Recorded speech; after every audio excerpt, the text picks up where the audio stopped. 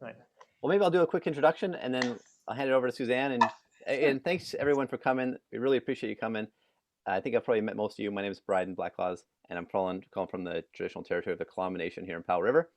And thanks for doing the RTVS round. So, we want to do this just to connect with you guys, make sure you're doing good, and that you know that we're here to help, now or when you're in practice. So, Dr. Suzanne Campbell, your friend and mine, you maybe know her better than me because she's in Vanderhoof.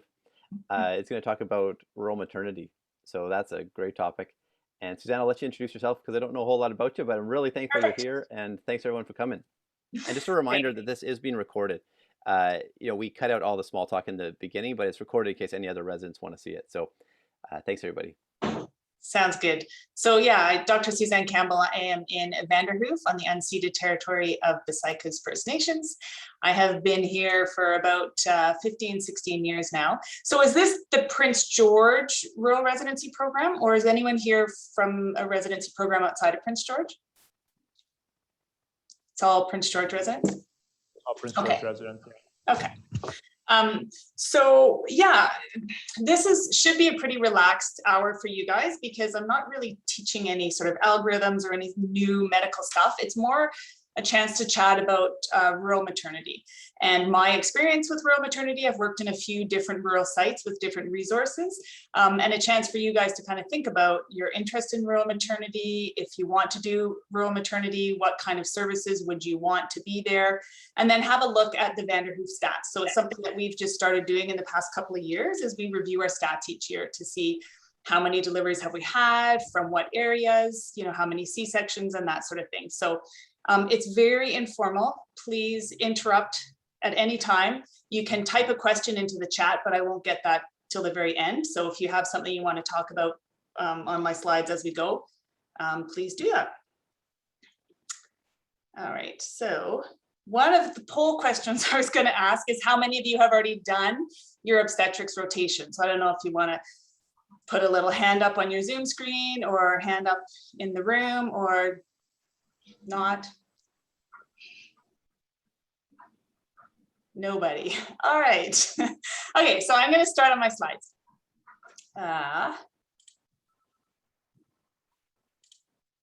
Here we go. So this is my niece on the little picture here with my daughter. And as I said, we're just going to have a look and chat about kind of a snapshot of rural obstetrics. And the objectives, which already have chatted about as well, but basically, well, the first one actually that I haven't mentioned is introduce you to the MABEL pathways of the real-time virtual support.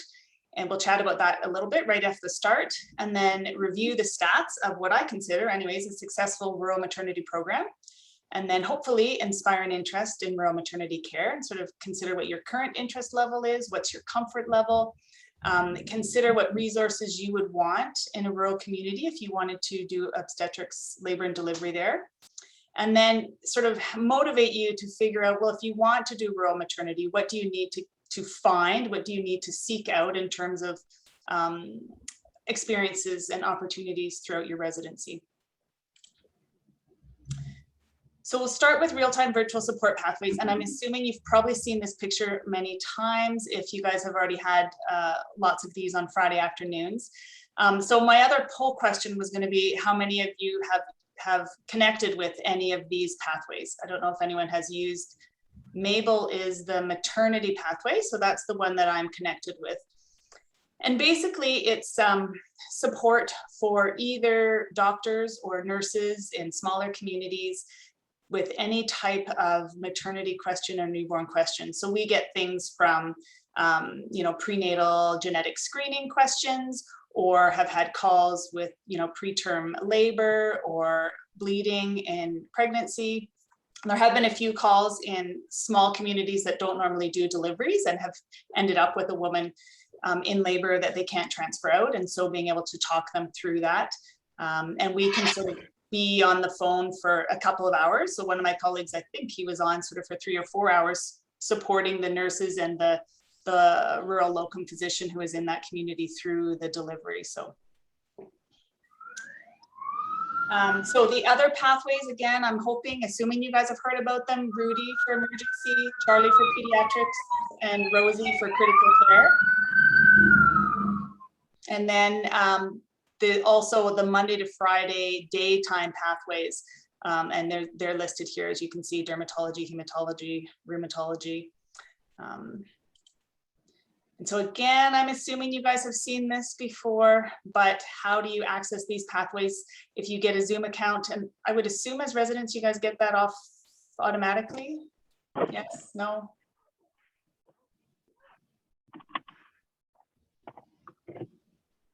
No? We don't know. We have no idea. We might. Okay, you don't know. Fair enough. So Definitely. I would recommend that you do, because I think honestly these are a great resource for you guys in residency.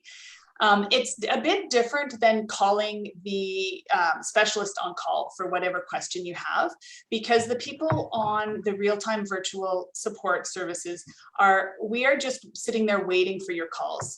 So compared to, you know, a specialist who might also be in the operating room or might also be getting a consult to the emergency department, the people sitting on the other end of the phone and the Zoom for these supports they're just there for you. They're not multitasking. They're not getting pulled away. And we're happy to chat with anybody about anything. So it'd be worth getting one of these accounts if you don't have it and you just need to connect with RCC BC, so the Rural Coordination Center of BC. And then it comes automatically with these Zoom contacts. And I'll just go. So I think it's worthwhile just spending a little bit of time on one of your lunch hours. You can go through a practice call and one of our IT guys with RTVS will take you through it. And I am very IT challenged, and if I can do it, anybody can, but it's worth just practicing. I'm sure you guys are way ahead of the game in terms of what you can do on Zoom and online, but just practicing calling those numbers. And we're happy to, at any point, you know, get a phone call from someone saying, hey, I just wanted to try out the service. I wanted to see how it works. So I really encourage you to do that, because I think it's a great resource for residents and new physicians and any physicians really, but particularly those of us in family medicine. Okay, so I'm going to just chat a little bit about my journey to obstetrics in Vanderhoof. I did my medical student degree at UBC. And to be honest with you, my obstetrics experience through medical school wasn't great. I was at BC Women's Hospital and the whole thing just seemed really busy and impersonal. Now, as a medical student, so in terms of where I sat on the team, obviously was probably the last one called in and the least important, but it just felt really impersonal. And I'm sure things have changed since then, but everything was sterile. There was sterile drapes everywhere. Anyway, so it wasn't a great experience, particularly for wanting to do rural maternity. And then when I was in my residency, I went to Queen's and I was lucky enough to get tons of obstetrics experience. So Oshawa at that time had a population of just over 300,000 and only had 3 obstetricians and 1 family physician who did deliveries. So it was really, really busy and they were really busy. So it meant I got to do deliveries. I mean, there was always someone in the hospital, but pretty much on my own, and up to 10 in a 24-hour shift. So as crazy and busy and stressful as it was, it meant that in my family medicine obstetrics rotation, I did well over 100 deliveries, and a lot of them pretty much on my own. So because of that, I felt comfortable enough doing deliveries in a tiny little place called Geraldton, Ontario, so northwest of Thunder Bay, sorry, northeast of Thunder Bay. And so it was about 2 hours drive to the closest intersection stoplight, let alone operating room. So Thunder Bay was 300 kilometers away. So a very different experience. It was myself and 1 other physician, and the other physician there was in his early 60s. He had been trained in South Africa. He could do it all. He previously, prior to me arriving, they had actually had a functioning operating room, and he was the anesthetist and the surgeon. So it was quite an interesting experience. Very low risk obstetrics. We tried to limit it. We were very open with everybody who wanted to deliver there in terms of going over the risks. We tried to only have multips. And between the 2 of us, we only had 15 to 20 deliveries a year. But so that was an experience of being in a very rural place without an operating room. Then I did some locums in Comox. So again, I guess Comox is considered rural, not necessarily compared to Vanderhoof, but it was then a rural area that also had obviously an operating room, multiple, but obstetricians as backup. So again, a bit of a different experience. And then finally came to Vanderhoof. So I have to have the prerequisite beautiful picture from a rural place, although I think I'm preaching to the choir because you guys are in Prince George and have already chosen rural medicine, but this was literally from my backyard on the weekend. So I came to Vanderhoof in 2006, and here's a picture of some of our team here anyways, and it was kind of exactly what I was looking for. I wanted to do obstetrics. I wanted it to be a little less stressful than it had been in Northern Ontario. So I wanted it to be somewhere where there was an operating room. But it was also really nice for it to be all GPs. So currently we have five of us who do labor and delivery, 3 GP surgeons who do C-sections, and 2 GP anesthetists, as well as some locums coming through. Excuse me. So it's just been really a nice size and team. We're part of the MOROB program, as well as, I don't know if you've heard of RSON, so Rural Surgical and Obstetrics Network. So lots of funding and support for ongoing CME and just making sure that we are practicing safely. We don't do enough deliveries to have dedicated maternity nurses, excuse me. So that makes it challenging at times if the emerge is busy and the acute care is busy and we have someone come in labor, but we definitely have some very keen nurses who take leadership roles with MOROB. So here is, if you look at sort of the number of deliveries, and as you can tell, it's going down. When I first got here back in 2006, it was generally around 180, 190. And now we're down closer to the kind of 120, 140. So it's something that we've been looking at in terms of what's changing. And then if we look, we had a C-section rate of about 32% in 2020, and that was pretty close to the same in 2019. So since you guys are all in the Prince George program, this map will already make sense to you. So we are about 60 kilometers south of Fort St. James and about 130 kilometers from Burns Lake and 100 kilometers from our referral center in Prince George. And so this is just looking at how many, the home of the different women that have delivered in Vanderhoof, where they're coming from. And then I don't know if anyone has seen these. I've got some slides from the perinatal services of BC. This one is just looking at all of the different places, hospitals in the province. Any of them that are white on the map, they don't do deliveries. And then otherwise it's color coded in terms of volume of delivery. So you can see there's quite a few of this color blue, which is St. John Hospital in Vanderhoof, which is anywhere from 50 to 250 deliveries, sort of scattered throughout the province. And this is way too busy to look at, just something for you to know is there. You can actually look on the Perinatal Services BC and it'll have all of the hospitals and how many deliveries they've had in different years. And then again, I find this slide really fascinating. There are very few places in the province where all of the deliveries are by family physicians. So the light green is obstetrician, and if you go down into the Lower Mainland, everywhere it's at least 50%, if not more, of the deliveries are with obstetricians.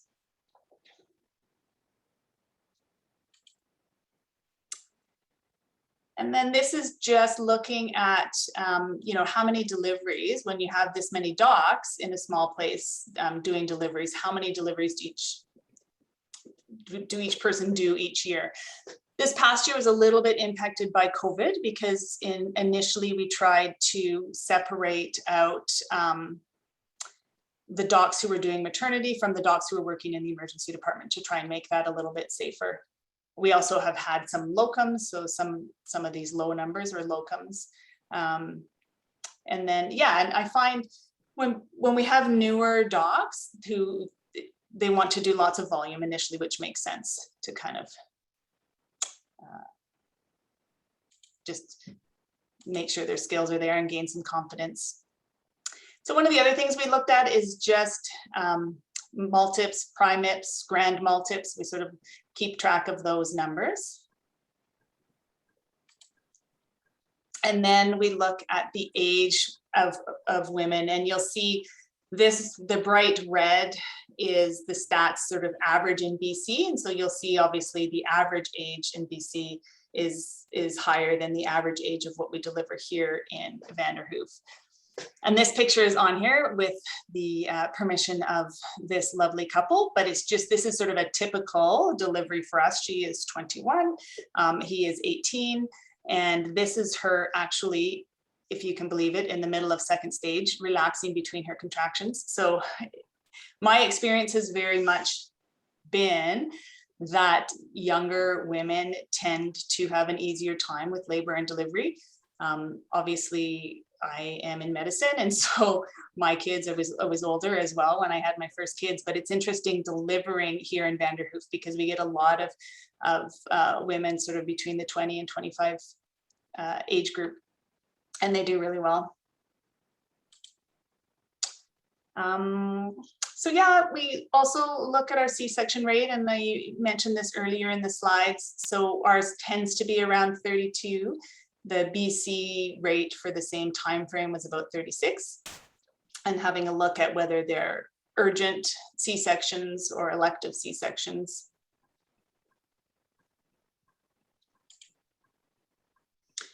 And then why we're doing our urgent C-sections. So breech, if they end up being urgent, if they go into labor before the date of their scheduled C-section, or if they present in labor and it was an undiagnosed breech.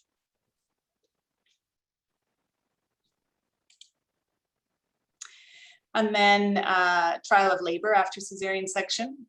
So this year we had 5, 2 were successful, 3 went on to C-sections. And one of the things that we haven't looked at is how many women were eligible for trial of labor. So something that we'll look at in the future. And if we look at the BC rates, about a third or just under a third of women who are eligible for a trial of labor after C-section will go ahead, and in average in BC, success rate of close to 70%.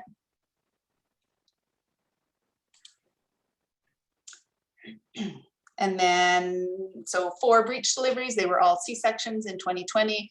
2019, there was 1 vaginal, was an undiagnosed breech, and too late to go to section. And a few, again, urgent because undiagnosed or spontaneous rupture membranes before scheduled C-section. And so in 2020, surprisingly, we didn't have any assisted deliveries. But in 2019, I think it's more of a typical year.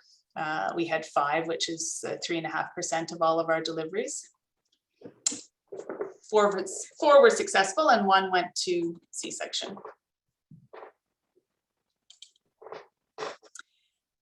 And so induction of labor, we have a slightly higher induction rate, which doesn't surprise me. In fact, I would have expected it to be a little bit more, because when we're looking at winter roads and people coming potentially from Burns Lake, 130 kilometers away, I think there's more times that we will induce just for social reasons.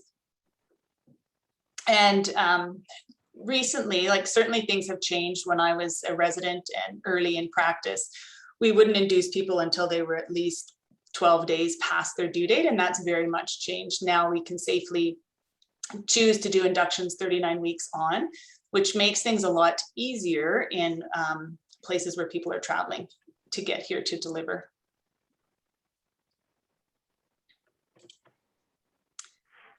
And this is just BC data, again, looking at the percent of deliveries that are induced, and that's been going up around the province. And this, again, I think partially coincides with the information that came out looking at the safety of inducing earlier, not waiting, or not having to wait for post dates. And the other thing I think that may be impacting the induction rates going up is increasing rates of gestational diabetes. So even just in the past 5 years, there's been a significant increase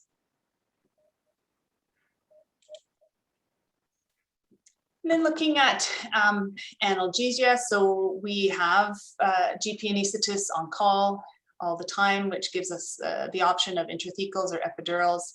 And then otherwise we have Entonox and narcotics. Only one patient required a crash, sort of general anesthetic.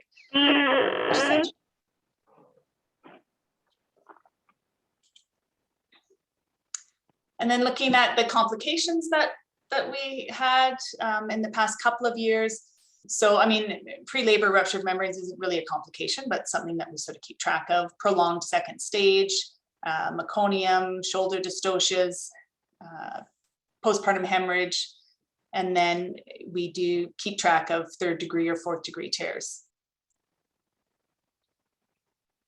And I think these are pretty consistent with the provincial data. And then something I think that's really important to look at in rural maternity is that we don't actually get a lot of practice doing neonatal resuscitations because it's actually really not that common. So out of 120 deliveries, only 5 babes needed positive pressure ventilation. And so if you think you got 5 docs delivering, how many times is a doc practicing that? For the nurses going through, is it every 2 years or 3 years that they're actually involved with the neonatal resuscitation? So really kind of, I think emphasizes the importance for getting NRP and practicing neonatal resuscitations. It is obviously very reassuring that all of these babies did well. I mean, all of them had really good APGARs by almost 5 minutes, most of them, and 10 minutes for sure. So again, very reassuring, but also just, I think, a good reminder that practice for that is really important. So what we have here is at each delivery, obviously there's always a doc and there's a dedicated nurse who will be there in for that patient. And then right at second stage and close to actual delivery, another nurse will come in for help. And then we try to be just really cautious so that we have another doctor around in case there's any type of complication. So if meconium's present, even if it's a happy looking baby and there's no signs of distress, we'll ask another doc to be there just for the delivery, just in case we need extra help with babe. And anytime there's an assisted delivery, we would call in another doc. And then again, we always have a GP surgeon and a GP anesthetist on call. And we also have an extra baby doc come in for C-sections as well. There we are. So this little baby girl actually was born this morning at 7:31. So I thought she deserved to be part of the maternity talk today. And really, for me, obstetrics is one of my favorite parts of family medicine. I do sort of full spectrum family medicine, and it's really each end of the spectrum that I really enjoy, the maternity as well as palliative care. And this is a perfect example you can see here of acrocyanosis, her little blue hand. She's about 10 minutes old in this picture. And then, yeah, so I don't know if there's any questions that comes out of that. We kind of blitzed through that pretty quickly. Sure, I'll ask a question. I'm definitely interested in rural maternity. That's why I just dropped in, even if I'm on mat leave. I'm nearing the end, but I just kind of didn't have the luck to like have any hands-on experience with vacuum deliveries. I don't feel like my perineal repairs are all that great. If you like, unfortunately, still don't feel like you've had that enough experience to really feel comfortable with that, like how have you found like colleagues or your local OBs to be with supporting you as you're getting some more hands-on with that once you're in practice? Yeah, really good question.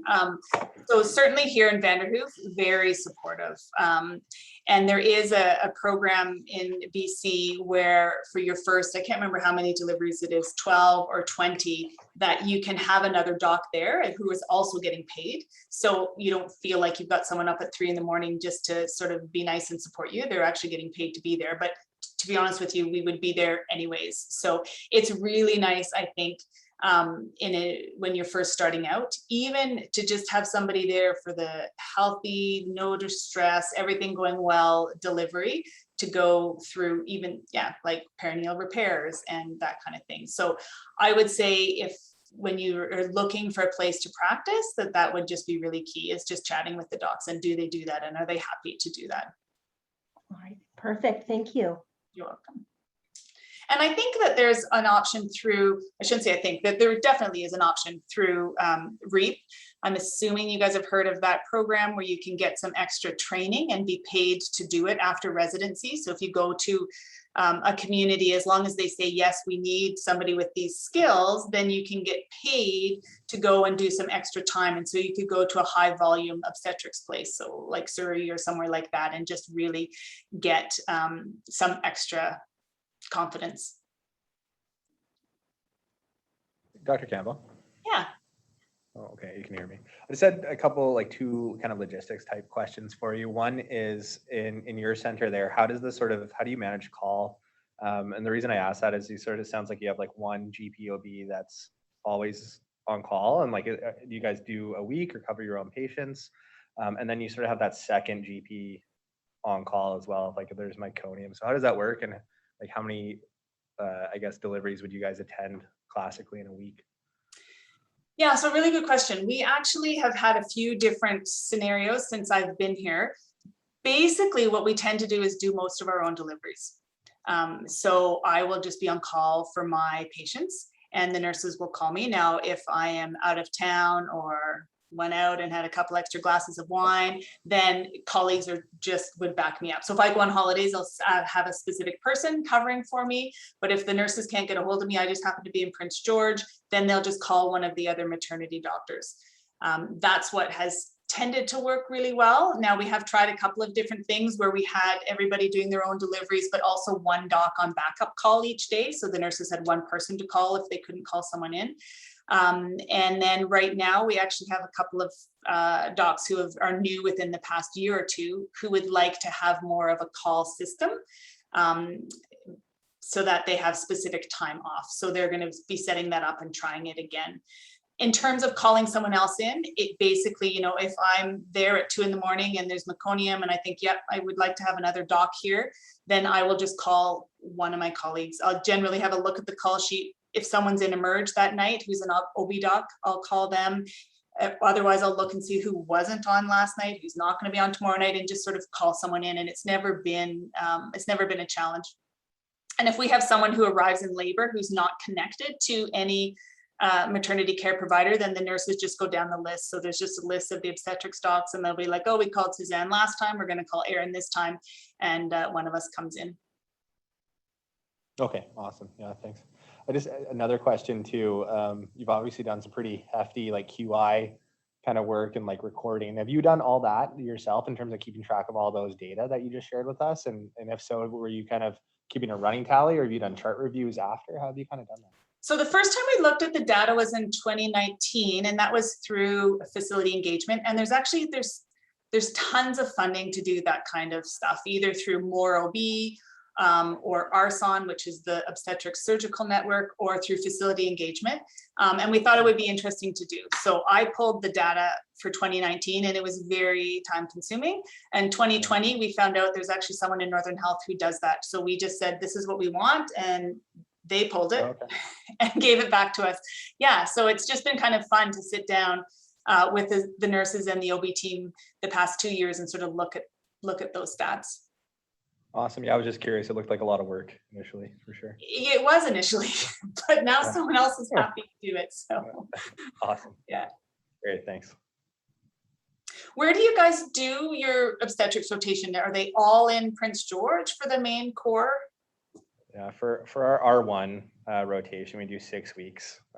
Here in Prince George. Okay. And then it sort of gets a little more variable for our R2. So I think some of us here in the Northern Rural program, they'll do, have most of that sort of longitudinally through their, rural placements. Right. And then depending on like the Prince George residents, it'll depend on what practice is our home clinic as to like the exposure we get there. And if, some residents like myself have to kind of source OB experiences in the community kind of thing. right, yeah. And I don't want to put anybody on the spot, but I'd be interested to know, like, what's your sense now in terms of a class of rural family med residents? Is it about half and half people interested in doing maternity or not, or greater than, less than? I think, I don't know, for the R2, I think I'm the only R2 in here right now. Yeah, I think for the R2s, I think it's probably, I don't know, in the neighborhood of 20 to 30%, I would guess, of the 15 of us. I don't know, Renak, what do you think about that? Yeah, I agree. It would be around there. Also, like other thing is that for international grads, like so many return of service communities, they also need like obstetrics help. And I feel that there is a lot of flexibility in the program to do if you want to do that.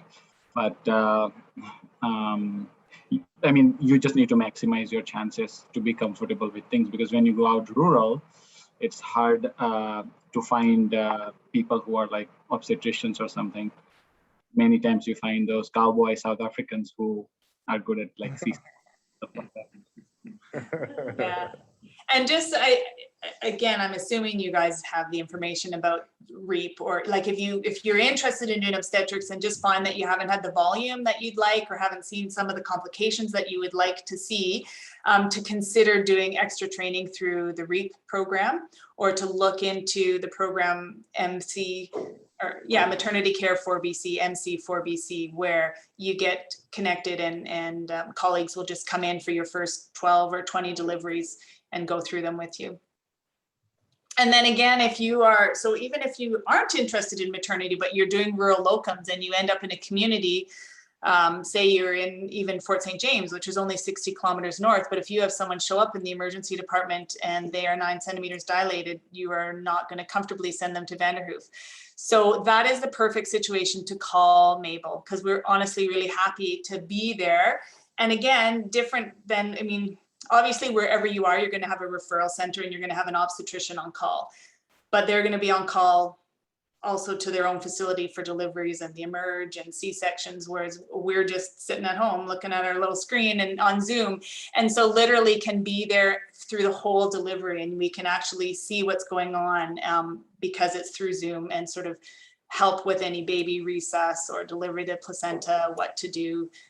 So don't hesitate to call for anything urgent or even non-urgent things. I think that's one of the nice things about rural family medicine is if you just really need to find a group where you can ask anything. So you can call someone at 2 in the morning to look at a normal ECG, just to be like, do you agree? Is this a normal ECG? It's nice to be able to do that. And so the real-time virtual support is really there to function that way when you're in communities where maybe you don't have a colleague that you can just call at 2 in the morning, or you don't want to wake someone up at 2 in the morning, but you know we're kind of sitting there waiting for you. That's really where it can be helpful.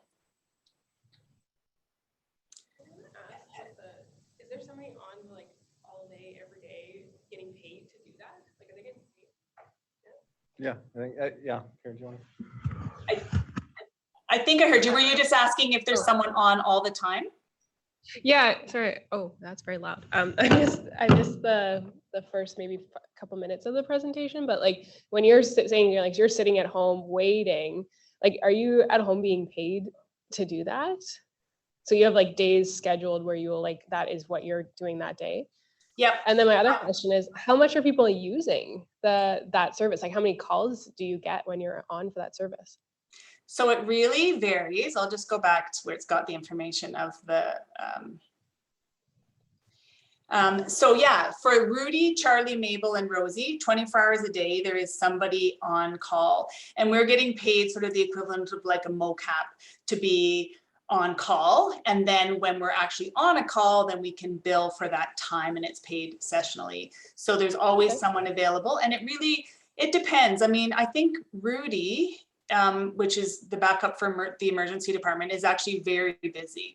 And so those of us who are doing the maternity line, the Mabel line, when Rudy's busy, we'll get those calls bumped over to us, because those of us who are covering Mabel are mostly all rural family physicians who also do emerge. So we'll kind of be the second backup to Rudy. The actual Mabel calls, there's much fewer of them, as you can probably imagine. you know, the number of people coming into the emergency department each day is a much bigger number than the number of people coming in to deliver or have maternity issues in some of the smaller centers.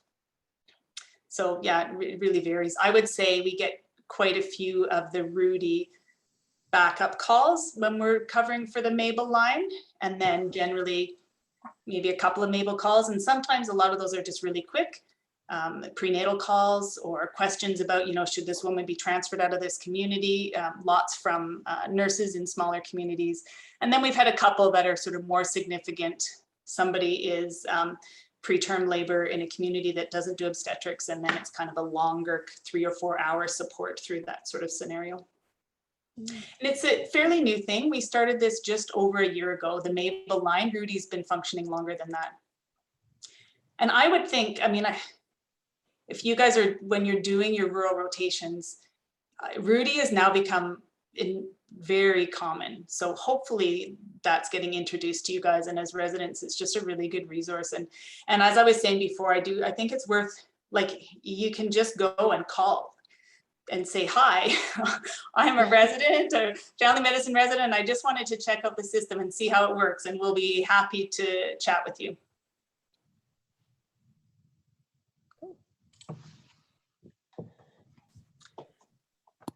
Hi, I also had a quick question. Mm-hmm. Do you have to be in a rural area to be able to call these services? No, not at all. We're happy to chat with anybody anywhere. So sometimes I'll get, you know, I've had a doc calling me just wondering about a postpartum situation and pelvic floor issue, and just wanted to review different options and what my recommendations would be. I've had docs from the Rudy line calling about patients in their emerge with a postpartum rash or a rash during pregnancy. So it can really be from anywhere. Awesome. Thank you so much. You're welcome. Has anybody done obstetrics on any of their rural rotations in a community that doesn't have an operating room, but does labor and delivery?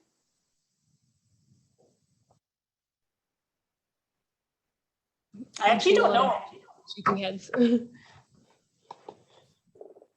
Sorry, go ahead. I was just going to say, I don't know how many communities in BC are like that offer obstetrics without an operating room. Would Hazelton fit in that category? We're wondering if Hazelton would fit in that category. Yeah, do they do planned deliveries there? Do you know?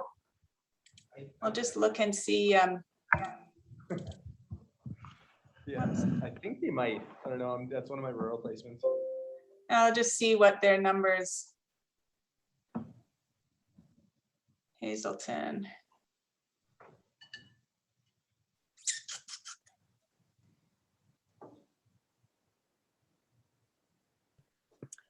I did. Oh, there they are. So it looks like they had 15 deliveries last year. So I'm assuming those weren't all accidental. I'm assuming some of those had planned to be a low risk delivery in a community. Sorry, go ahead. Someone had a question. Yeah, I was just going to say I was there in my 3rd year, and I think it's mostly midwives that do planned deliveries there. Oh, interesting. They do some. We haven't had a midwife working with us here in Vanderhoof, but I know there are quite a few rural communities like Salt Spring Island, for instance. I think all of the deliveries that happen there are midwives.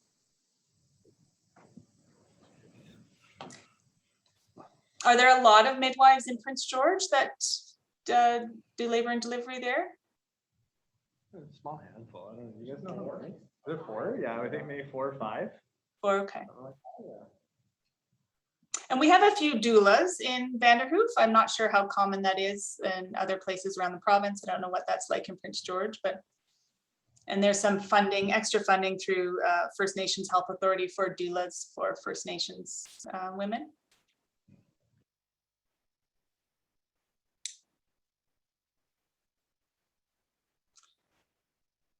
Perfect. Well, I don't know if there's any other questions, or if you guys want to, you get a 20-minute break before your next talk.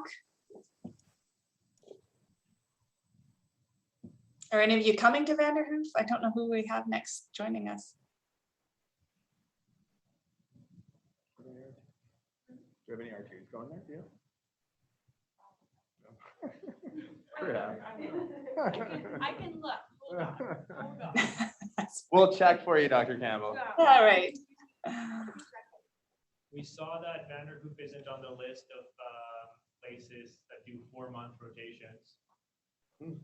Really? Because our preference, actually, we love 4-month residents.